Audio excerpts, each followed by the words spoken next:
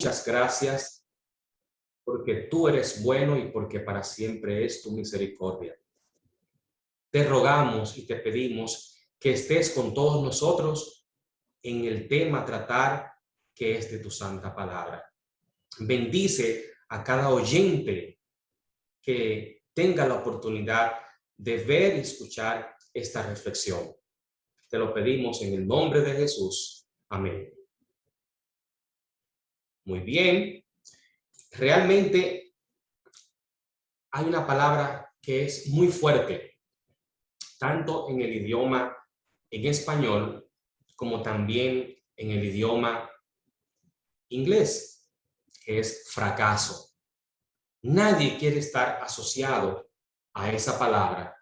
Y si en español es muy fuerte, en inglés también lo es. En inglés ustedes saben que es loser, perdedor, fracasado. Y todo el mundo hace un esfuerzo grande para no verse de ese lado de la acera, para no estar asociado con esa palabra tan fuerte. Pero ¿saben una cosa? Todos en un momento dado hemos estado englobados en esa palabra. Y quiero empezar leyéndoles lo que la Real Academia de la Lengua Española tiene que decir en torno a esa palabra. Dice: fracaso se define como un mal logro o resultado adverso de una empresa o un negocio. Es un suceso lastimoso, inapropiado y funesto, o la caída o ruina que causa mucho dolor. Sucede sin haber pensado en ello o sin esperarlo. Eso es fracaso. Seguro que cuando uno siente y ve esa palabra, uno obviamente, como es natural, no quiere estar asociado a esa palabra. Pero quiero mostrarles en estos minutos que nos quedan que aún estando en el fracaso, aún sintiéndote fracasado, aún fallando en el ámbito de la vida en el cual te encuentras, aún puedes triunfar. Aún Dios te sigue sosteniendo con su mano. Aún Dios no se ha olvidado de ti. Hay problemas, hay situaciones que te han impedido triunfar. Y aquí vamos a tratarlos todos.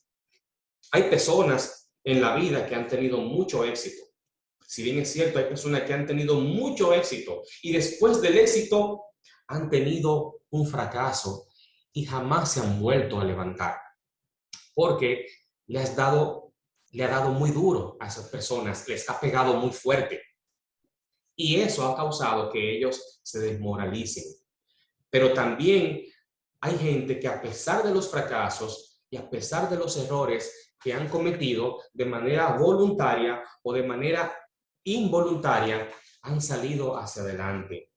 Porque hay un factor común que esas personas, esos personajes bíblicos que voy a mencionar ahora, han tenido en común, y es la fe en Dios. La fe en Dios es necesaria para tenerla. Es necesaria para tú triunfar en esta vida. Tú puedes lograr muchas cosas en el aspecto personal, pero para lograr lo que Dios quiere de ti, tienes que estar agarrado de Él.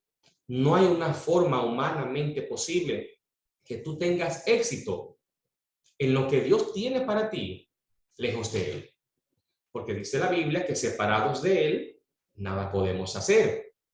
Uno puede fracasar por negligencia, por un descuido, por un error, por ser orgulloso, por no hacer lo que tiene que hacer. Uno puede fracasar, pero a veces el fracaso ni siquiera es por algo que tú te buscaste. El fracaso te viene porque Dios quiere pulirte como el diamante es pulido. Y es necesario que pasemos por algunas situaciones para ver de qué estamos hechos. rápidamente quiero pasar a un personaje que realmente me llena de mucha humildad, de mucho coraje para ser grande en esta vida, que es partir, a ver, voy a pasar, a ver, José. Ahí está José. José, ustedes saben que fue un muchacho siempre criado en las faldas de su papá. Él lo tuvo en su vejez. José no hacía lo que sus hermanos mayores hacían. José siempre estaba en su casa. Y el muchachito, para colmo de males, su papá le regala una túnica bien bonita.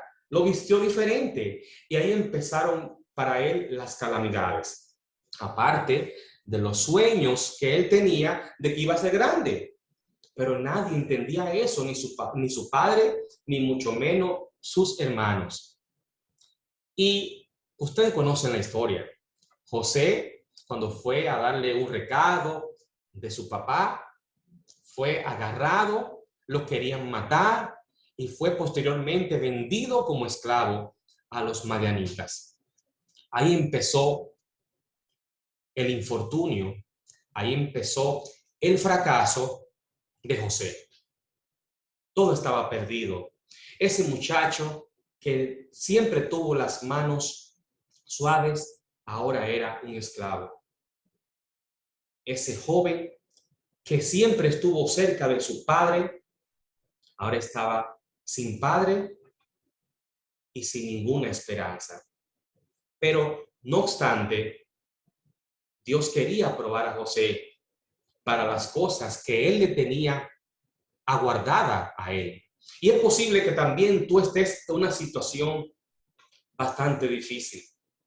Es posible que tú te encuentres en algo en que no sabes que está siendo pulido y que no comprendes por qué razón tú estás siendo a tu juicio castigado. José, mis hermanos, en Génesis 39:20 dice que a pesar de todas las cosas que pasó, a pesar de que Potifar, por una acusación que él no merecía, injusta, que su esposa le dijo, mira, este esclavo a quien tú has traído ha intentado seducirme, siendo mentira, echó al pobre José a la cárcel. Ya no solamente había sido esclavo, ya no solamente no tenía padre, ya no solamente no tenía hermanos, ahora estaba en la peor condición que una persona puede caer, que es la cárcel. Pero José tenía algo en especial. Lo que su padre le había enseñado, los valores que su padre le había enseñado, no se habían borrado de su mente. Todavía él sabía de que Dios estaba en el mismo lugar. Él sabía que esa acusación de la mujer de su jefe, de la mujer de su amo, era mentira. Pero ¿saben una cosa? Como dice en Génesis 39:20, y tomó su amo a José y lo puso en la cárcel donde estaban los presos del rey y estuvo allí en la cárcel. En ese imperio, el imperio egipcio, no había una comisión de derechos humanos. José no tenía un abogado bastante costoso que lo defendiera. Lo que José había hecho merecía era la muerte. La muerte. Y pensándolo mejor, lo que Potifar hizo para calmar no solamente a la señora, sino también a sus súbditos, fue meterlo en la cárcel, porque él sabía que José era inocente, porque él había probado a José y José nunca le había fallado. La condena que merecía un esclavo era la muerte por haber deshonrado a la esposa de un alto militar. Pero aún él vio que ese muchacho era inocente. Pero Dios bendijo a José. A pesar de estar allá en lo más profundo de cómo puede caer un ser humano sin esperanza en la cárcel, Dios lo seguía usando. Y empezaron los sueños. Ustedes recuerdan el copero, el panadero y cómo terminó la historia.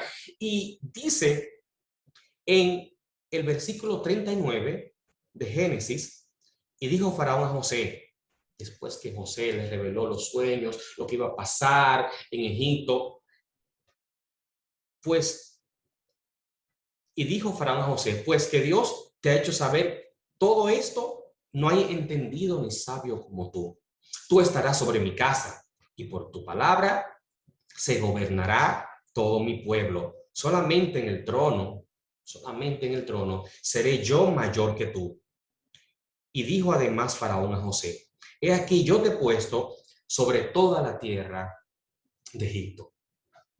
Miren cómo de ser un esclavo, de ser un simple prisionero, ocurren una cadena de eventos que José desconocía y de pronto José se convierte en el salvador de ese gran imperio.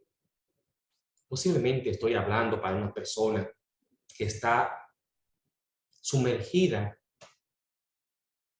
en pensamientos angustiantes, que no entiende por qué está pasando tal o cual cosa en su vida, que no comprende por qué, siendo una persona justa, ve que todo se está desmoronando en su vida. ¿Saben una cosa? Dios todavía tiene control, no solamente de tu vida, sino del mundo. Y en su momento, Él te va a llevar por el camino de la victoria. Y eso fue lo que ocurrió con José.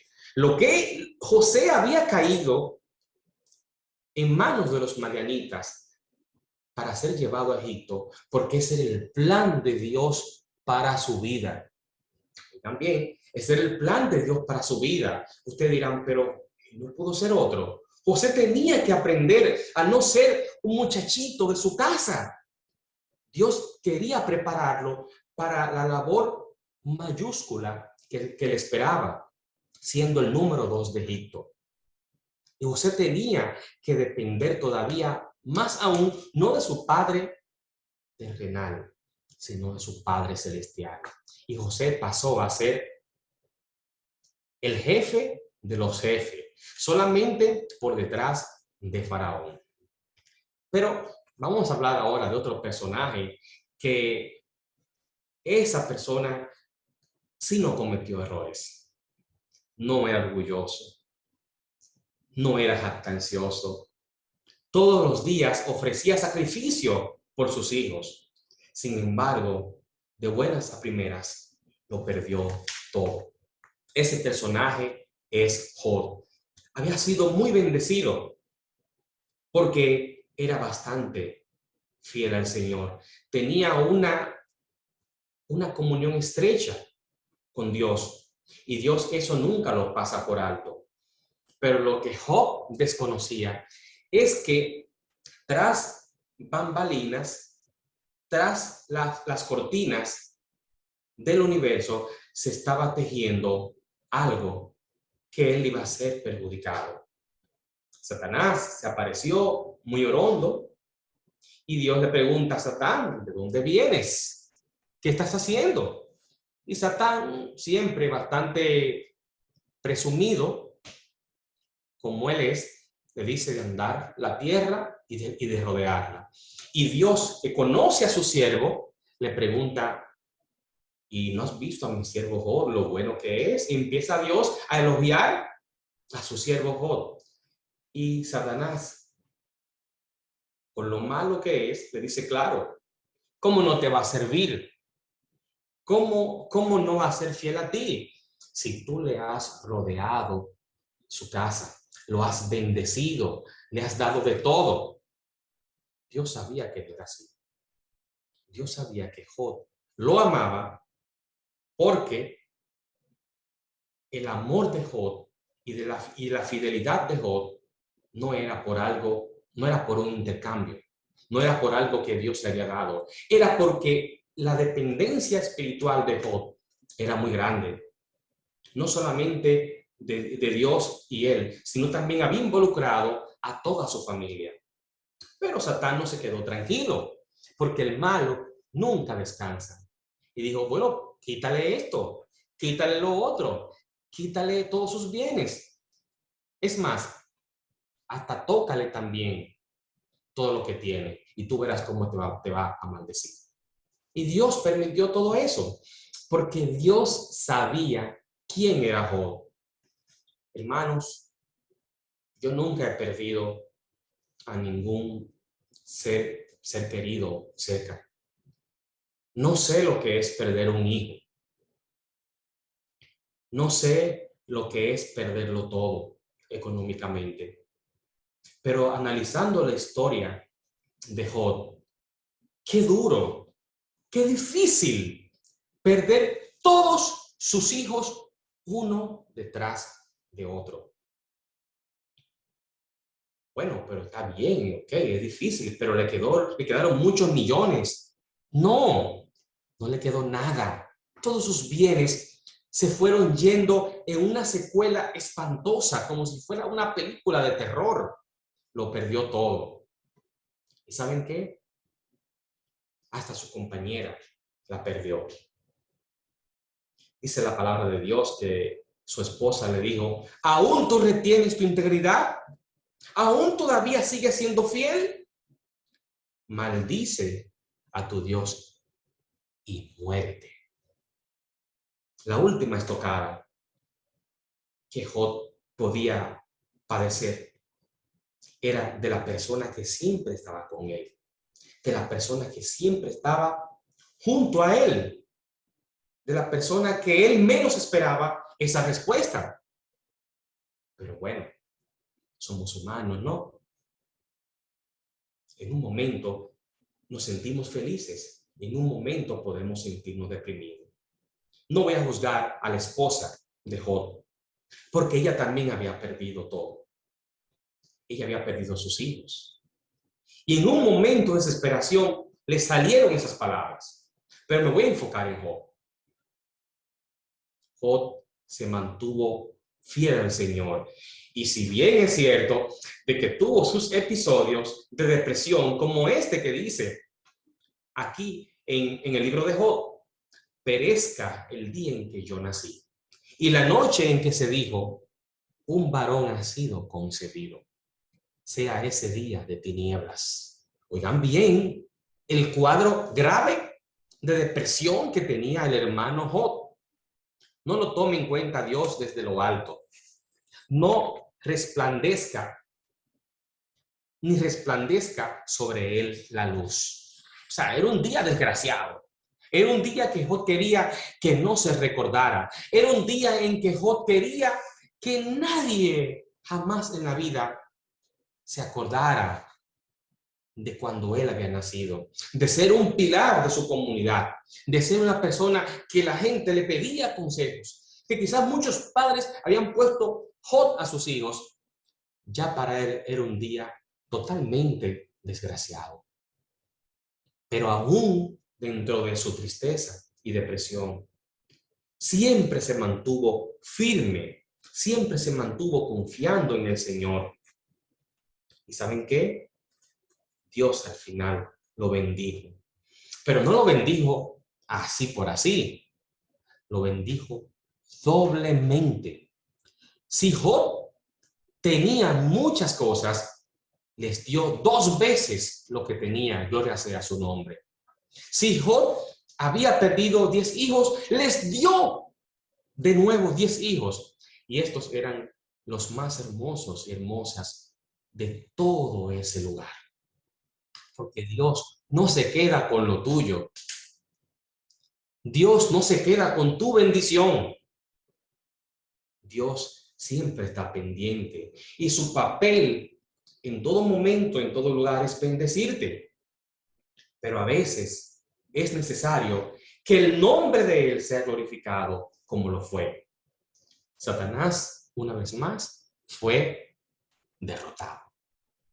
Esa fue la historia fascinante de Job, pero vamos a ver otra historia. Moisés. Bueno, ¿qué decir de Moisés?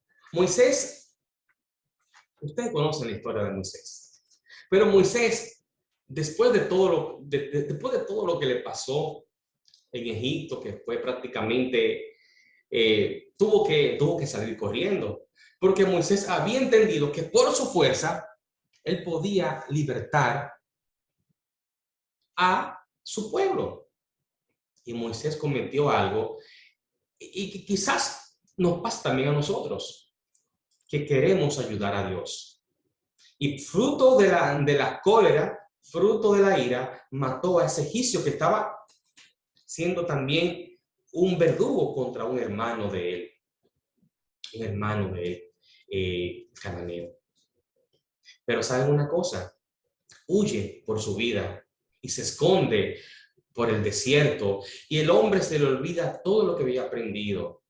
Se volvió inseguro, se volvió tartamudo. Todas las cosas que él tenía ya no significaban nada, porque había entendido que su papel en esta vida había sido de derrota. Había entendido que su vida no tenía sentido cuando a Dios se le ocurre llamarlo. Y Moisés, con toda verdad, con toda su frescura, cuando el Señor lo llama en Éxodo 4:10, le dice: ay, Señor, nunca he sido hombre de fácil palabra, ni antes ni después que tú le hablas a tu siervo, porque soy tardo en el habla y torpe de lengua. O sea, él le puso al Señor las condiciones para que el Señor, ¿verdad?, no lo usara. Puso su excusa. Además, seguramente hasta la lengua de los egipcios se la había olvidado. Ya era un hombre que tenía años en el desierto con los pies polvorientos. ¿Y cómo a Dios se le ocurría llamarlo cuando él había sido derrotado? No solamente derrotado, estaba huyendo por su vida por haber cometido ese pecado, ese crimen. Pero Dios, cuando te escoge como tú eres. Cuando el Señor te llama, no espera que tú seas perfecto. No espera que tú seas perfecta. Él simplemente te llama y te pide en este día que te dejes usar por Él. No importa que no seas el más alto, que no seas el más inteligente, que no seas el de mejor palabra, el que no hables el inglés perfecto. No importa. Él solo quiere que tú te pongas en sus manos, porque Él tiene planes grandiosos para ti. Y así fue. Ya ustedes conocen la historia. El fracasado, el fugitivo, se convierte entonces en el libertador de una gran nación. A veces el Señor solamente quiere que tú te presentes ante Él, porque Él te conoce. El Señor te conoce más que nadie. El Señor te conoce incluso más que tú mismo. Hay una canción que me gusta mucho de una amiga, Sara Capeles, que esa canción, desde que yo la escuché, se ha convertido en mi canción favorita. La canción dice que donde otros ven un buen pastor, refiriéndose a David, Dios ve un rey. Quizás tu familia te puede ver como un fracasado. Quizás tus amigos te ven como un loser. Quizás el jefe no te considera. Pero Dios está viendo a un campeón, a una campeona. Porque Dios sabe que en sus manos tú eres una vasija útil. Por lo tanto, no tienes que temer, no tienes que temer. Lo que tienes que hacer es ponerte en sus manos, porque Él sabe que la victoria con Él es segura. La victoria con Él es segura. Pasemos ahora a otra persona, a otro personaje muy famoso de la Biblia, que en resumidas cuentas era miedoso, era temeroso, no tenía valor. Bueno, y no es para menos. Es que el hermano Gedeón había sido testigo de primera mano cómo los enemigos del pueblo habían azotado a la ciudad, hacían con sus compatriotas lo que ellos querían. Y imagínense ustedes, la moral estaba en el piso, pero voy a leer en el libro de Jueces, voy a leer a partir del versículo 11 al 15. Voy a hacer un pequeño resumito ahí. Y vino el ángel de Jehová y se sentó debajo de la encina que está en Ofra, la cual era de Joás Abieserita. Y su hijo Gedeón estaba sacudiendo el trigo en el lagar para esconderlo de los madianitas. Y el ángel de Jehová se le apareció y le dijo: Jehová sea contigo, varón esforzado y valiente. ¿Varón cómo? Esforzado y valiente. A mí. Pero yo ni soy ni esforzado, ni mucho menos valiente. Nos estamos escondiendo. Tengo miedo de los madianitas. Y Gedeón le respondió: Señor mío, si Jehová está con nosotros, ¿por qué nos ha sobrevenido todo esto?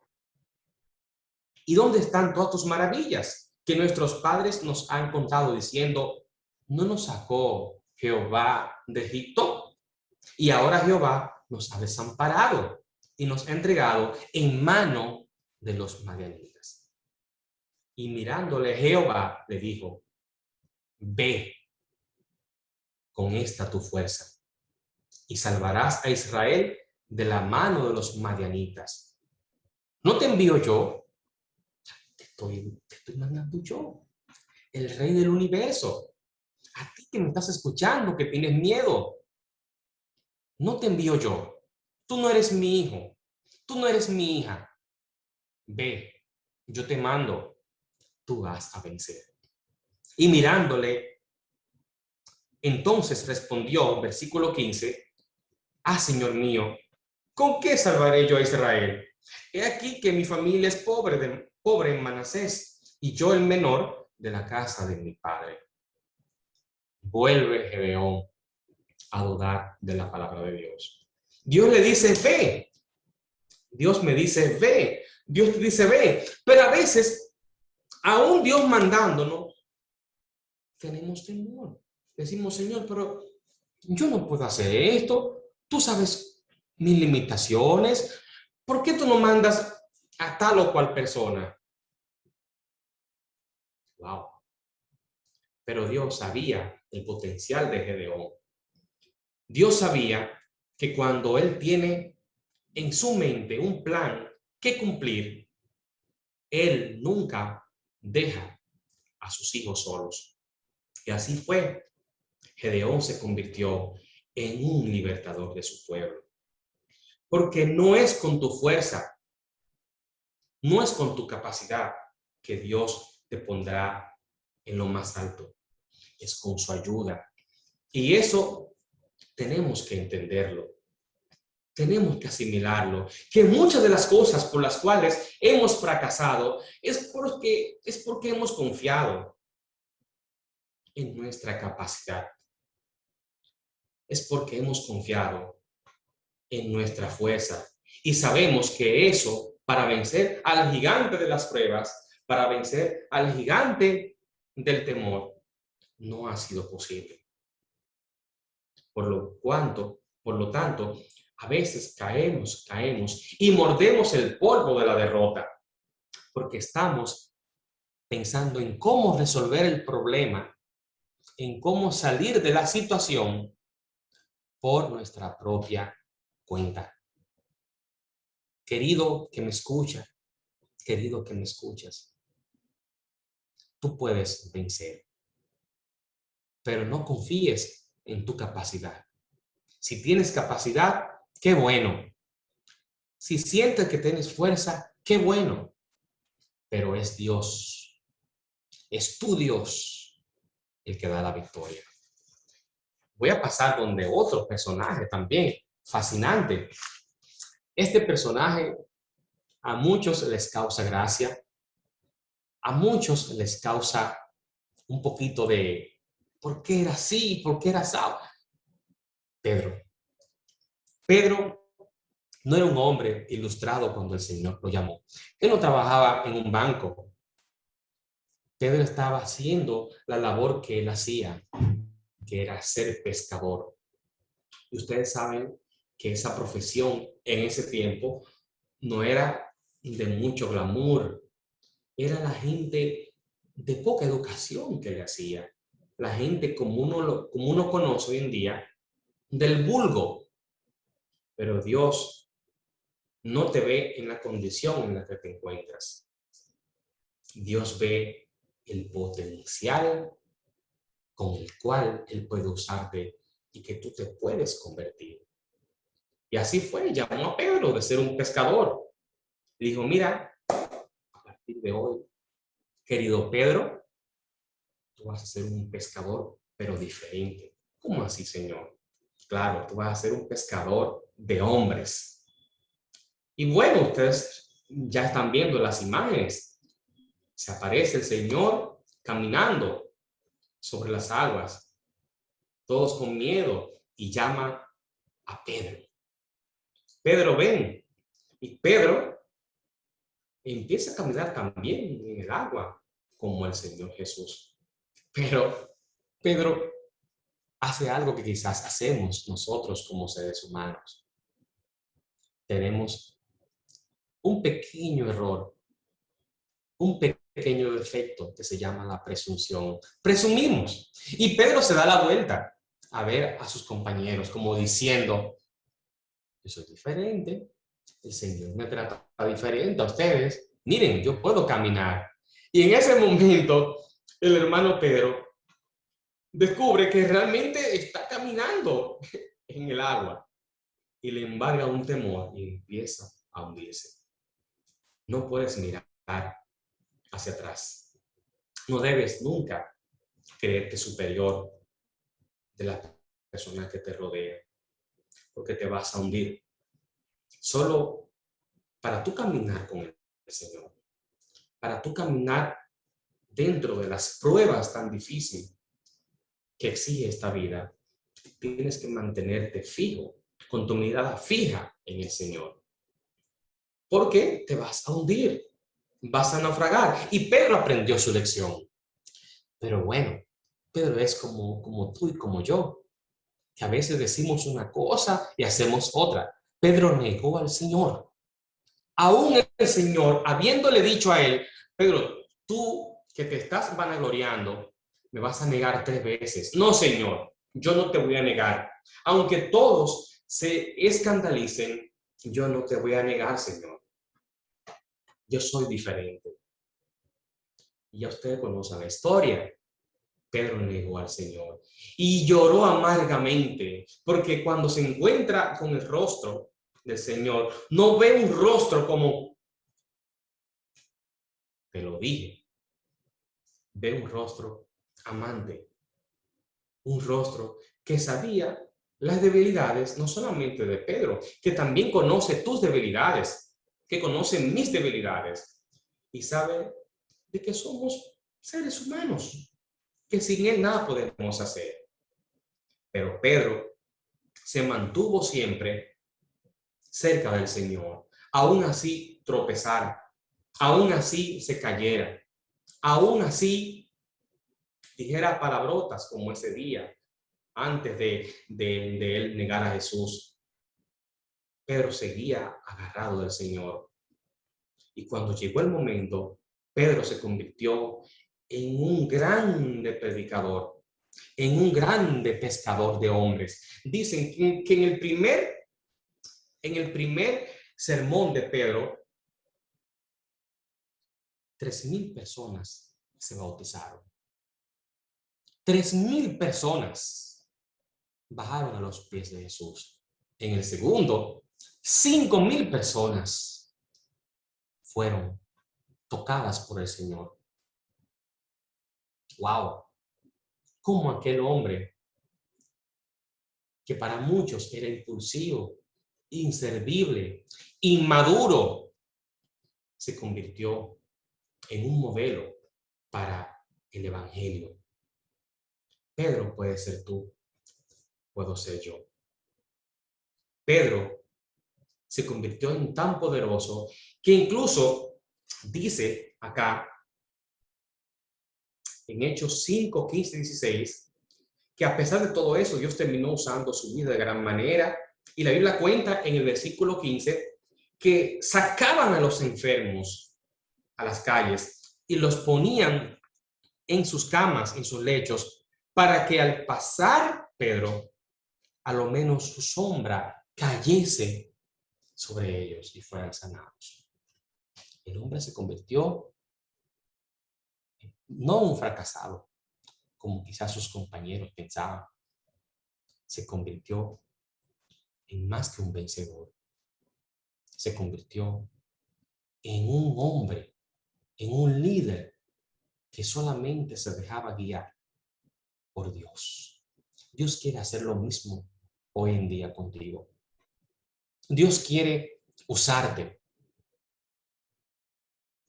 Puede ser que tu vida esté siendo sacudida.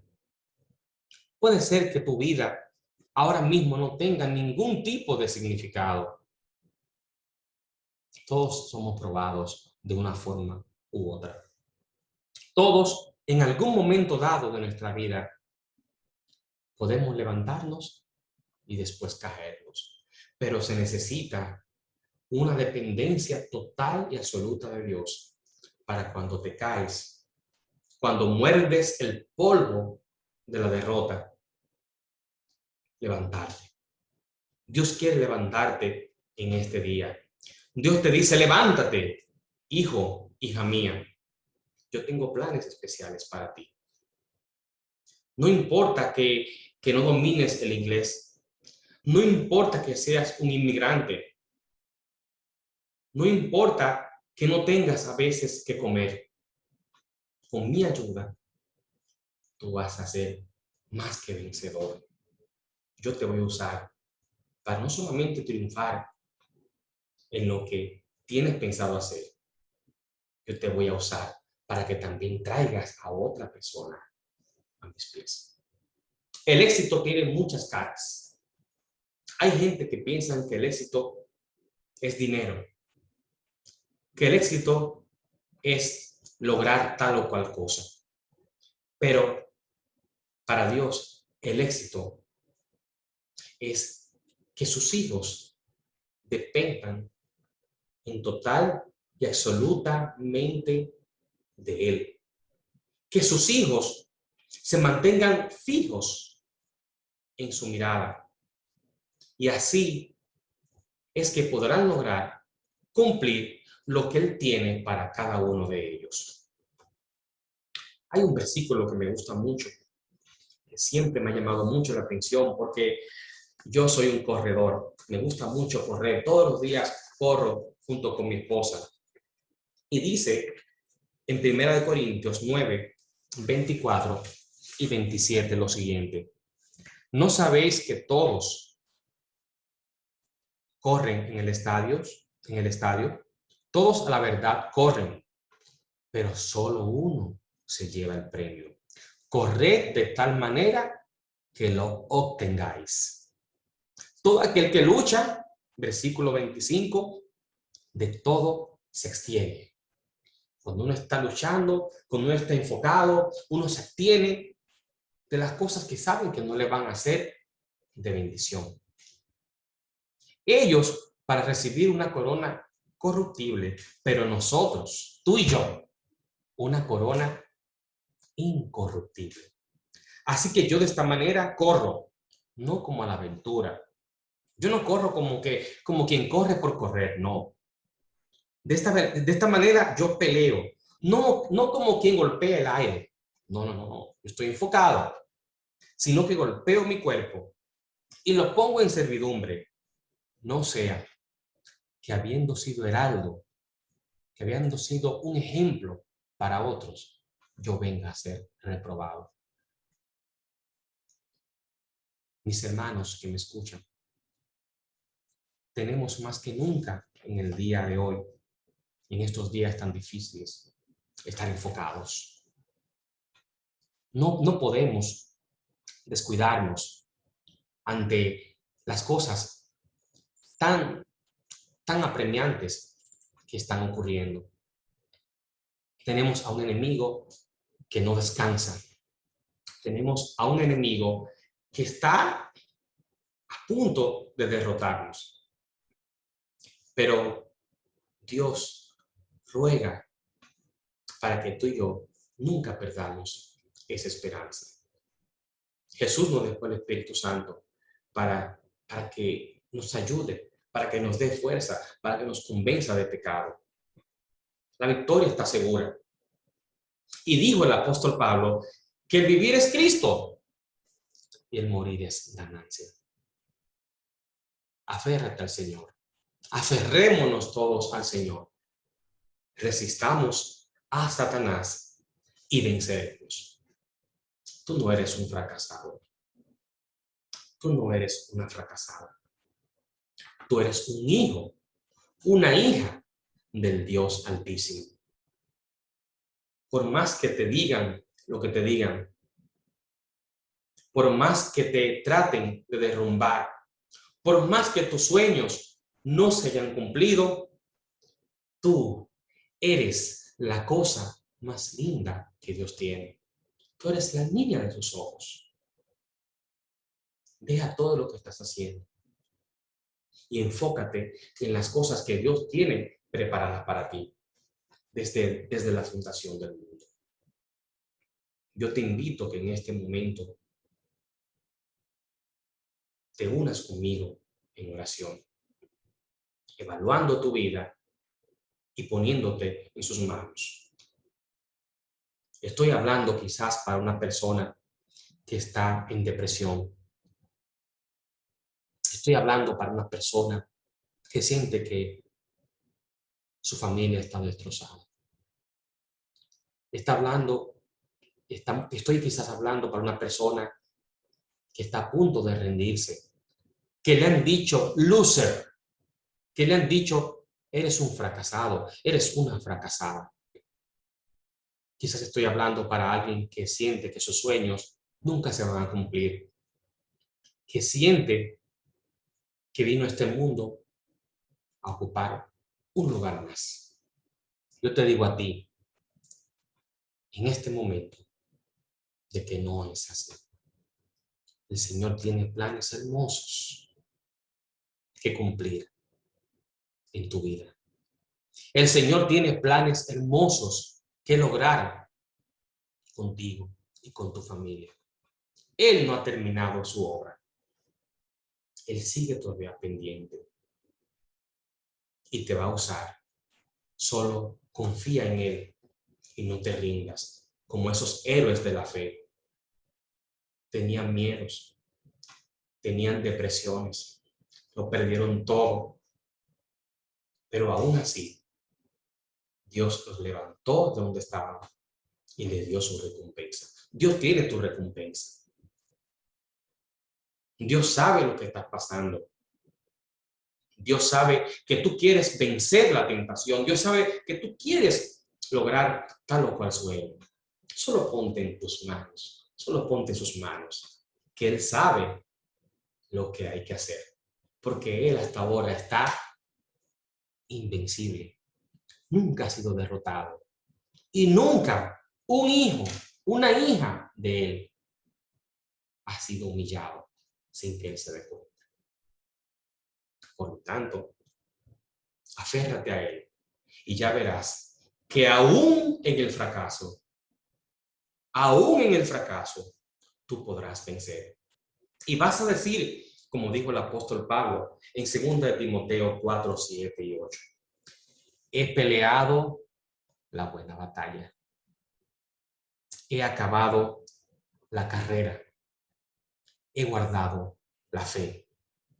Por lo demás, me está guardada la corona de justicia, la cual me dará el Señor juez justo en aquel día. pero no solo a mí, sino a todos los que aman su venida. Oramos. Amantísimo Señor, te damos gracias porque tú eres bueno y porque para siempre es tu misericordia. Te pido, Señor, que le des mucha bendición a todo aquel que esté escuchando esta reflexión que viene de ti. Somos más que vencedores por la sangre de aquel que nos amó primero. No hay por qué temer si tú estás al control de todo. Somos más que vencedores porque tú moriste en la cruz del Calvario por nosotros. Y en tu nombre vamos a vencer. Te pedimos, Señor, que no nos dejes nunca lejos de ti. Y que permitas que nuestra mentalidad cambie. Que permitas que nosotros, con nuestros miedos, temores, depresiones, ansiedades, al ir a ti, encontremos la calma que tanto nuestro corazón necesita. Señor, te pongo a la iglesia de Wake Forest en tus manos, a su pastor, para que ellos sean más que vencedores también.